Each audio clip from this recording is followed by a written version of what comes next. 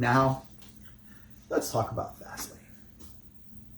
Fastlane, otherwise known as the show is Everyone Talks Too Much.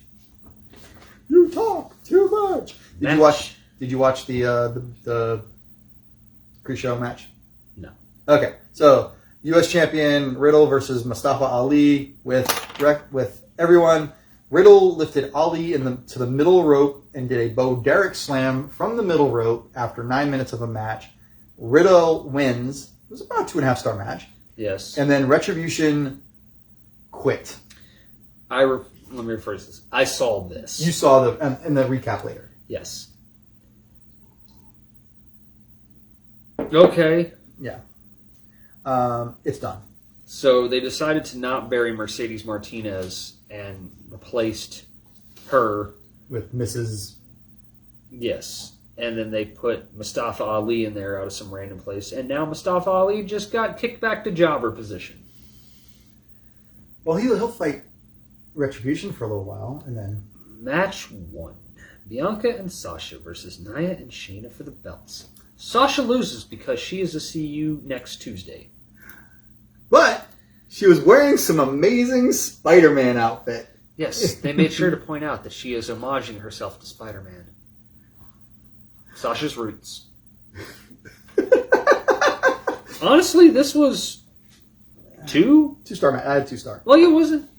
Nia was not awful because she was just a gigantic, immovable brick the entire time, and she didn't do anything stupid to get somebody killed, which means she is A, learning, but B, completely useless because all she can do is stand there and just haphazardly catch people jumping onto her. But them roots. But them roots, yes. It wasn't a bad opener, except for the fact that Baszler won with the roll-up of death. Baszler won, and then the girls... So the story is that, as he talked about on SmackDown, and we kind of downplayed it, because obviously I didn't see it, so we don't have a discussion. We don't have a dialogue about it. We just have a recap for everyone about it. But the storyline is that somehow, which I don't get, is that Bianca has got this issue with Sasha because Sasha's bringing Reggie involved into their business, which they shouldn't even be a tag team to begin with anyway, as Natty and Tamina have pointed out. So the idea is that she's upset about Reggie being there. Reggie gets involved in the match. That distracts Sasha. Bianca gets hit because of this. Sasha gets rolled up. Bianca jumps into the ring to go after her, and then Bianca gets hit, which causes her to fall back into the pin, which causes her to knock out and into Sasha. Sasha then gets mad, which then causes Bianca to get distracted, which causes them to lose. They get super upset. Sasha slaps Bianca across the face. What is Sasha Banks' character? Can someone explain this to me? She's apparently finally gone heel. She was just a face.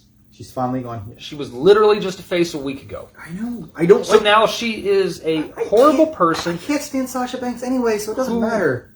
It doesn't make sense. I don't get it. And then finally at the end of it, Bianca's just like, okay, you know what? That's what it's about, WrestleMania. All right, here we go. Yeah, finally.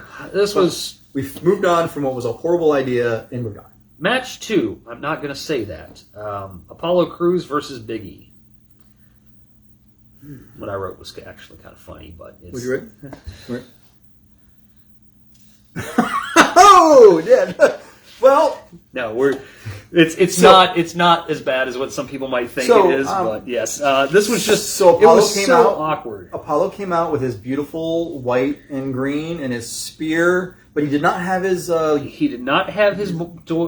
child soldiers with him. No, and the HD camera that they had on him was just really in high def. I do not like the video game camera. I don't like that camera at all. This is for the IC belt. Big E comes out and he's happy. Why? And then Big E remembers that he's in a blood feud with Apollo and destroys him. And kills him. And kills him. For and 5 kills him and minutes. Kills him. And Apollo fights back and Big E kills him. And then they screw up the finish so bad that they don't actually show a replay of it. They don't know what to do. And the announce team doesn't know how to cover what's happening. And then Apollo destroys Big E after why. And the sad thing is that they were having a pretty dang good match. So what I got here is my wife goes, I miss him with the other guys. My wife misses the New Day. So I'm like, it is hard hitting. It is hard. And then you had to imagine that if we were Corey Graves and he was Michael Cole, it was just like... Is that because my first name's Michael and Michael Cole? Trust me, I would be Corey Graves, you would be Michael This Cole. is absolutely true. So they literally go... They literally look at the page and go, and Big E wins the match, just reading off their script, and then they look up and go, oh, what? Well, we're pretty sure Big E won the match. They go, we don't know what happens. And then Apollo... The referee's like, this guy. Yeah. Apollo destroys him, and then Apollo says, this is not over. And his accent's getting better. Yes. And he just slaps him like... My wife also had the same thing of, she goes, why are they doing this? And I'm like, well, what do you mean? And I'm like, well, he is of Nigerian descent. She goes, does he normally talk with an accent? And I go, no, he talks like he's from California. And she goes, well, there you go. Yeah. Like, okay. The slaps were very disrespectful. The slaps were very disrespectful. And this is not over. No, yes. It's not. I don't understand what this was. Everything about these guys were going great up until this stupid finish, which clearly was a booked finish for them to do just a random... I think the idea was that he was supposed to do a roll bridge over, and Apollo... It looked like Apollo was supposed to win, and then Big E was just going to flip it on him real quick, and then whatever they did just kind of went like that. They started rolling and like, no. And then the ref literally was just like... Bell. 3, bell, yeah.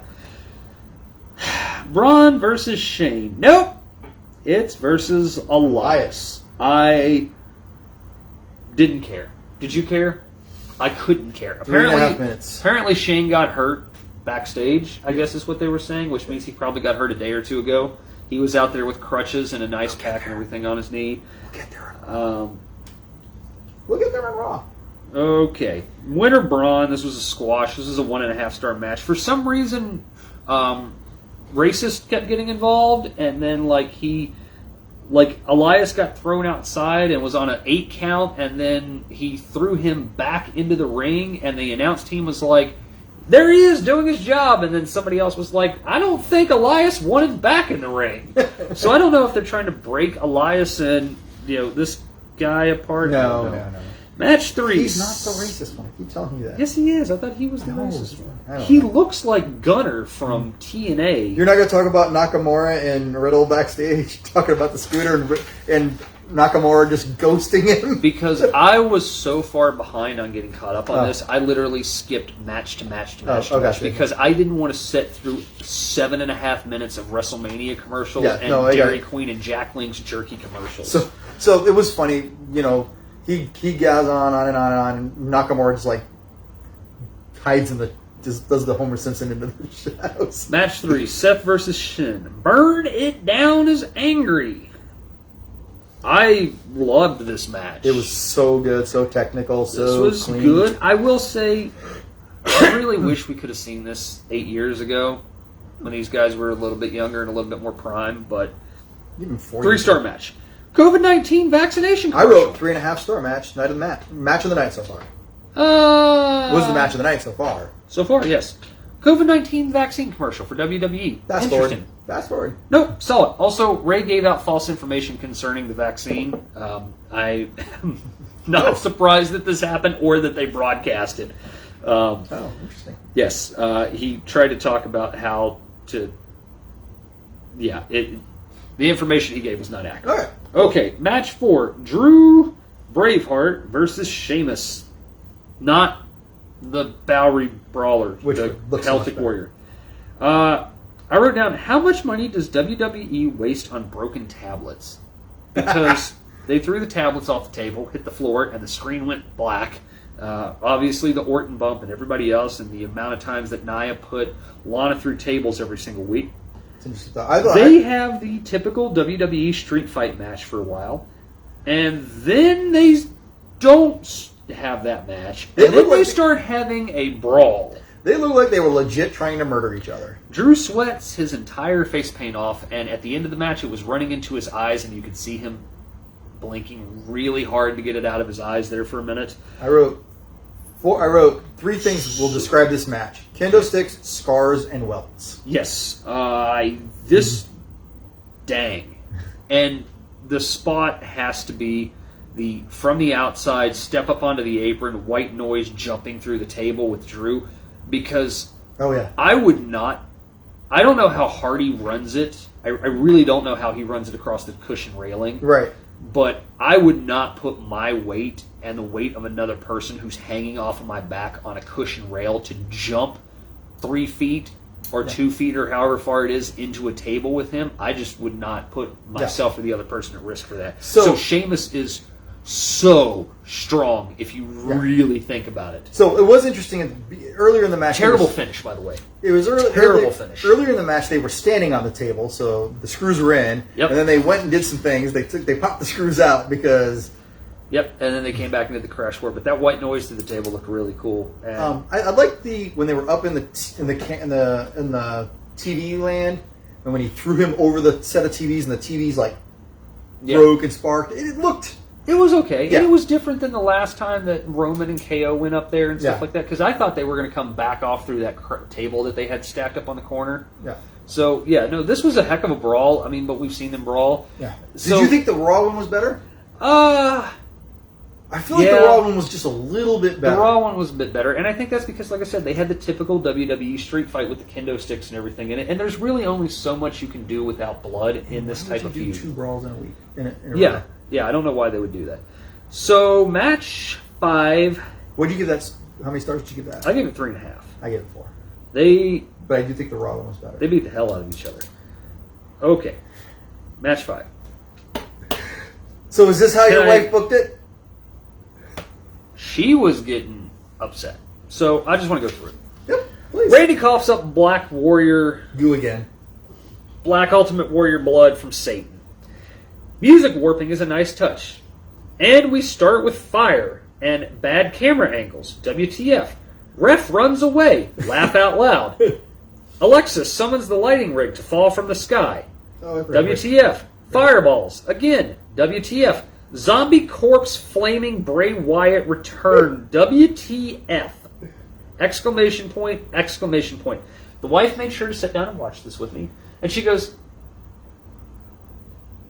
why doesn't he just hit her? And I go, well, he can't get to her. And she goes, I'm like, hon, they're not going to have man-on-woman violence. She goes, why not? It would make sense. They're like, I know. They're not going to let Randy Orton punch a little girl. They're like, but she should fight back and kick his ass. And I said, I know. And then when the hand popped up, you've heard my wife laugh, right? Yes. She was belly aching, falling off the couch, laughing so hard, going, what the is this? And she loved every second of it, I think, except for the fact that she was mad because she goes, well, she didn't morph into him, but this kind of works. Because she thought really that Randy would hit her and the lights were going to go out and then Bray would be there, right? What she got was a whole feast of treat. By the way, I want to talk about the fact that for some reason, Alexa decided to pin Randy by humping him. the straddle, yes. She got on top of him with her skirt by his crotchal area and posed on him. And I honestly thought next to the Jen Maraska face crotch pin that she did, I was like, that might be one of the most awkward, lewdest pins I've seen in a very, very long time in a match. Yes. I also did not care for Bliss's extremely white makeup. Yeah, when she came out, that was the first thing. My wife goes, why is she already in the makeup? No, she's supposed to transform. So I don't know why she was in zombie makeup other than Bray in his new outfit, which they are putting on the poster, is going to... So is our Bray and Alexa the baby faces? She didn't think that it was Bray under there, and I was kind of curious because it did look like bit different. It didn't look like I didn't see the tattoos, but you really couldn't tell, and the dreads weren't there. Well, I have a really good picture of Well, it. he chopped his hair pretty good, yeah. So I have a really good picture right. Yeah, so he chopped his hair and took his dreads out. Oh, The body shape just doesn't look It looks like he Bray. lost some weight, if he did. Yeah, it looks like he slimmed down like a lot because Bray was kind of looking like the State Puff Marshmallow Land. Yeah, she is definitely on his waist and arching back. Yes, I believe Randy Orton's wife sent out a tweet at some point Oh, yeah, she talking did. about this. Yes, she did. Do you have this brought up? No, but Okay. I forgot about Bring it. this up real quick because is it sad that the most interesting thing that we have in wrestling right now is the worst possible thing that could happen in wrestling right now, which is that a Jason Voorhees from Jason Goes to Hell just came back to life and popped out of the ring, and Alexa decided to mount Randy for... So Randy Orton's wife said You WWF might Alexa... have just effed up, little girl. She did not mince her words, is the caption for this. And, yep, there is... Oh, So, I didn't I know understand why she was upset, but now Yes. having you throw it, yeah, okay. Yes, okay. Match 6, Roman versus DB with Edge as the enforcer. I had to click to stop this for a second, and there was 40 minutes left in the show. 30-minute, 3-second match. Holy crap, there was 40 minutes left. Also, Roman's entrance took 4 minutes for him to get in the ring. The match started about 7 minutes past his entrance at this point. Holy crap.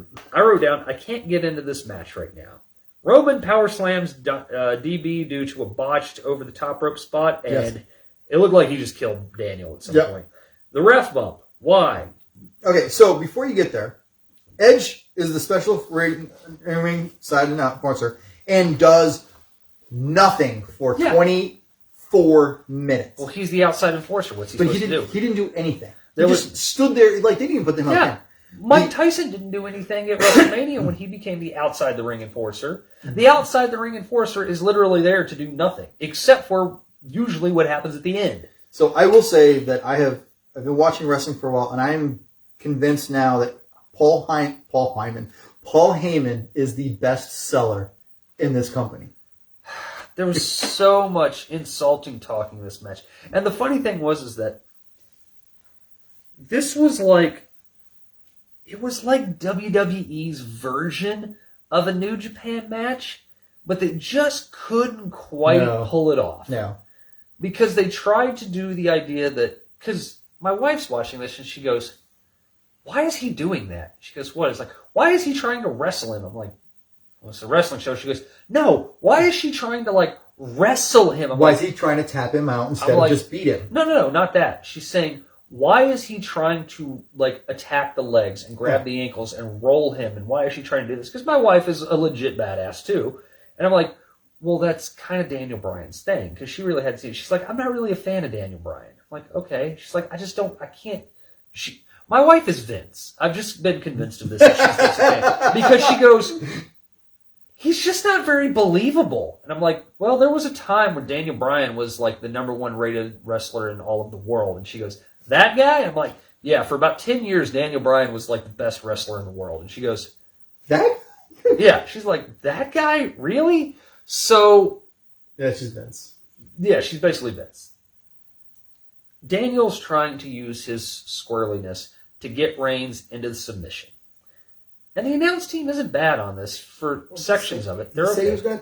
He said on SmackDown, I'm going to make you tap out. Yes, but they're also saying that Daniel is not just a submission expert. Daniel has strikes. Daniel has knees. Daniel's knocked people out, blah, blah, blah. They're actually not doing too bad. But on SmackDown, which I did miss on the SmackDown, he clearly said, I'm going to do the one thing nobody else has done. I'm going to make you tap. Yes. So this is not bad, and they're building to this. And then they get to the same Roman spot stuff where Roman just wails on somebody for about 12 minutes straight. Yep. Edge does nothing. Paul's outside doing his thing. This keeps going on. And then we get to the ref. And then we get to the ref bump. And then Jay comes out. And then he kills Daniel Bryan. And I wrote down, why do we have a ref bump? Oh, that's right, to get Edge involved. Because Edge comes in, Is Edge going to count the pin? What's Edge going to do? Then Jay comes down. Jay kills Daniel Bryan. Daniel Bryan then hits Edge by accident. Roman then kills Daniel Bryan. Roman visual taps to Daniel Bryan. Yes. Important that happened. And he does it very subtly because the idea is that Bryan has got him in the yes lock 1, 2, 3, 4, 15 times. And Roman's going out and he's fighting and he just does a very light little tap, which they can sell as it happens in UFC, it happens in mixed martial arts in a cage setting, okay? For someone who's been around guys who do a lot of this stuff, when you are put in a submission, the referee is trained to, you cannot groan. You can't make a sound. If somebody puts you in a submission and you go, "Ugh!"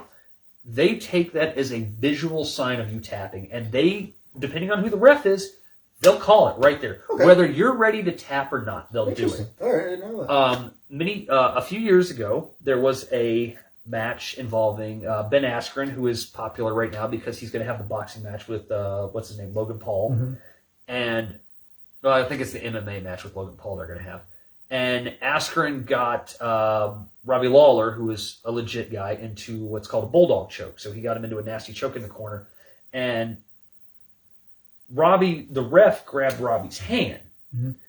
And Robbie did this to his hand, and the ref thought that he was signaling for a tap. Robbie said that he was not signaling for a tap. He was trying to tell him, I'm fine.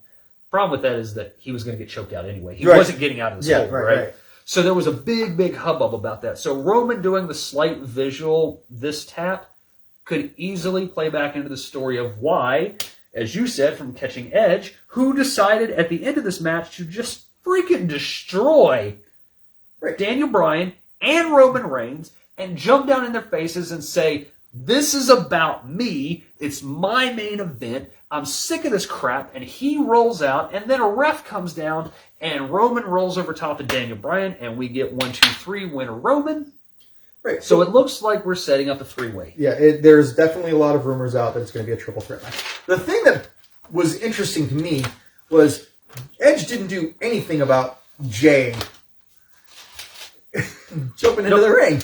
Nope, he didn't. Because he's a special enforcer. Because remember, though, the announce team sold this as Edge told Roman. Basically, there was a part in the match where it looked like Edge basically signaled to Roman, I got you covered. It's supposed to be me and you. You know, screw this Daniel Bryan kid, basically, right? So, Fastlane was It was decent. There was 2 good matches. Yeah. There was some okay matches, and really, this being the last pay-per-view going into WrestleMania, we have nothing set up for WrestleMania. So let's talk about Raw, where they set everything up. Oh, of course. Because you know what, though? Good for you for doing it on their free TV. Also, as Joseph pointed out, and maybe some people can confirm, this was the debut show for Peacock. Yes. And he has told me that even though the network is still active for a little while longer... I could not watch it on the network at 8 o'clock the same night. I had to make a Peacock account and watch it on Peacock. I was able to watch it today. So on the Peacock, you could, which people were thinking you couldn't do, you could fast forward to spots, but it did not marker it for time for match. Like, you just had to use the little slider bar. I wish that they just would have sold the rights to the app to them and kept the app running, because that app works fine. Except for the fact that, like I said, for some reason the search engine loses NXT UK for me randomly, and only it'll give me You can make it a favorite. I have it on there. It's just sometimes it just randomly loses the show for some reason. I don't know why. All right. So Monday Night Raw.